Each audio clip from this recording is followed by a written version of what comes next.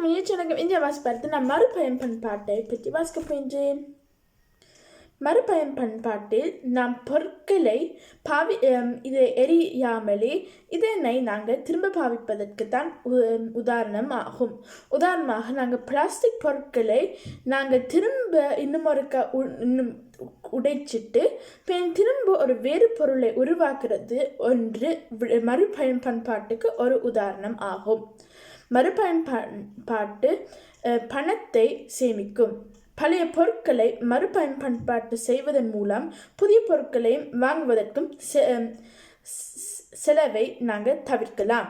இதே போல சூழலை பாதுகாப்பதற்கு மறுபயன்பாட்டு ஒரு சிறப்பான விடயம் ஆகும். மறுபயன்பாட்டு வேலை செய்பவர்களுக்கும் சில உதவிகளையும் தருகின்றது.